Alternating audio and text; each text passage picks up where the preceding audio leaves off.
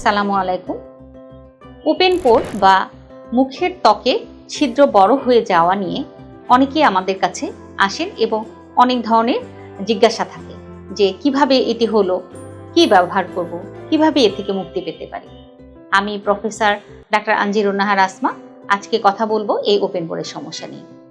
আমাদের গালে যে ত্বকে যে পোরগুলো রয়েছে এগুলো সাধারণত অনেক ছোট হয়ে থাকে, 0.02 মিলিমিটার স্কোয়ার পর্যন্ত, যেটি আসলে দেখা যায় না খালি চোখে।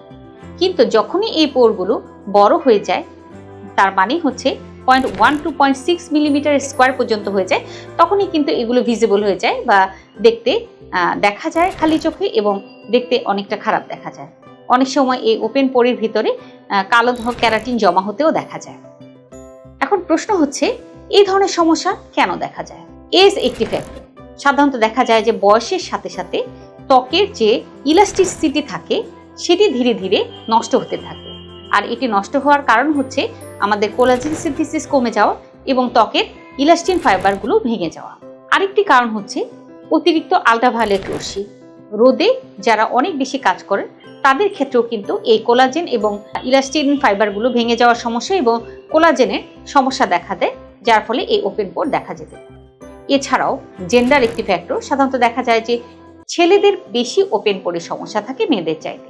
এছাড়াও হরমোনের সমস্যা কিংবা স্কিনের ময়শ্চারাইজার ব্যবহার না করা, সানস্ক্রিন ব্যবহার না করা, অতিরিক্ত কসমেটিক ব্যবহার করা, অনেক বেশি ব্রণ হওয়া, কিছু হরমোনাল সমস্যা যেমন পলিসিস্টিক ওভারিয়ান সিনড্রোম, এই জাতীয় সমস্যায় এই ওপেন পোর অনেক বেশি দেখা যেতে পারে।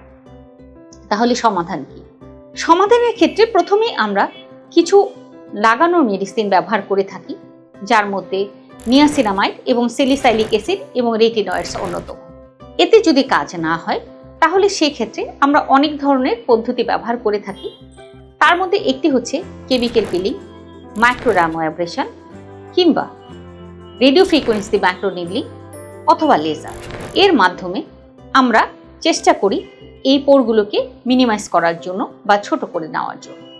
এছাড়াও বোটক্স ব্যবহার করা যেতে পারে, অথবা যদি ফেশিয়াল হেয়ার অনেক বেশি থাকে সেই ক্ষেত্রে লেজারের ব্যবহারের মাধ্যমে আমরা যদি হেয়ারকে একটু কমিয়ে নিয়ে আসি এবং হেয়ার ফলিকলগুলোতে যদি আমরা সাইজ কমাতে পারি বা সেবাম সিক্রেশনটাতে কমাতে পারি তাহলে দেখা যায় যে কিছুটা উপকার হয়। সেই ক্ষেত্রে যাদের অতিরিক্ত সেবাম সিক্রেশনের প্রবলেম রয়েছে বা যাদের সেবাসের গ্ল্যান্ডগুলো একটু বড় ধরনের, তাদের ক্ষেত্রে আমরা অনেক সময় খাবার ওষুধ যেমন আইসোটিটিনিন কিংবা যাদের হরমোনের সমস্যা রয়েছে তাদের ক্ষেত্রেও আমরা হরমোনের সমস্যা দূর করার জন্য কিছু ওষুধ ব্যবহার করে থাকি। এই সম্মিলিত একটি প্রচেষ্টার মাধ্যমে অনেক সময় দেখা যায় যে এই ওপেন পোরের সমস্যাটাকে আমরা অনেকখানি কমিয়ে আনতে পারি। আজ এই পর্যন্তই, ধন্যবাদ।